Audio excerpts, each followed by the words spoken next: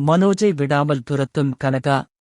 ரகசியமாக நடக்கும் first night ஏற்பாடு. ரோகிணிக்கு வந்த doubt. July 14, 2026 today episode. Siragadikka ஆசை சீரியலில் மனோஜின் ஷோரூமிற்கு ரோகிணி வந்தபோது கனகாவும் அங்கிருந்தார். இதனால் ரோகிணிக்கு மனோஜ் மீது சந்தேகம் எழுகிறது. சிறகடிக்க ஆசை சீரியலின் இன்றைய எபிசோடில் மனோஜின் கடைக்கு வந்த கனகா மனோஜின் கையை பிடித்தபடி, வாங்க, ஃபிரிட்ஜ் பார்க்கலாம் ஹஸ்பண்ட் என்று அழைத்துச் செல்ல முயற்சிக்கிறார். ஆனால் மனோஜ் பதற்றத்துடன், அங்கதான் ஃபிரிட்ஜ் இருக்கு, போய் பாருங்க என்று சமாளித்து அனுப்பிவிடுகிறார். இதற்கிடையில் கனகாவை யார் அழைத்து வந்தார்கள் என்று டிரைவரிடம் கேட்டபோது, மேடம்தான் அனுப்பி வைத்தாங்க என்று கூறுகிறார்.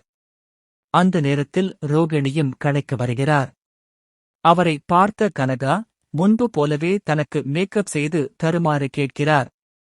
ஆனால் ரோகிணி அவரிடம் மழுப்பலாக பதில் சொல்லிவிட்டு கடைக்குள் செல்கிறார். பின்னர் மனோஜிடம் பேச ரோகிணி செல்லும் நேரத்தில் அங்கு வரும் கனகா மனோஜின் கையை பிடித்து ஐஸ்கிரீம் சாப்பிட வருமாறு வற்புறுத்துகிறார். இதை பார்த்த ரோகிணிக்கு மனோஜ் மீது சிறிய சந்தேகம் உருவாகிறது.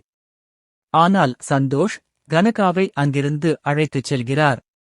அதன் பிறகும் ரோகிணி, அவள் ஏன் உன் கையை பிடித்து இழுக்கிறாள் என்று கேட்க, மனோஜ், நான் இந்த கடையின் உரிமையாளர் என்பதால் அப்படி செய்திருப்பாள் என்று சமாளிக்கிறார்.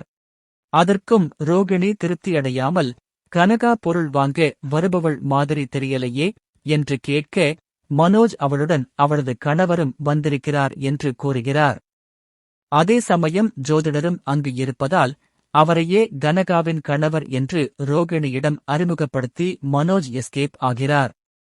பின்னர் ரோகிணி மனோஜிடம் பணம் எப்போது தரப்போகிறீர்கள் என்று கேட்டு, தான் விரைவில் வெளியூருக்கு செல்ல வேண்டியிருப்பதாகவும் அதற்கான ஏற்பாடுகளை செய்துவிட்டதாகவும் கூறுகிறார். மற்றொரு பக்கம் முத்துவும் மீனாவும் டியூஷன் சென்று ஸ்வேதாவிடம் மிஸ்ரா சார் குறித்து விசாரிக்கின்றனர்.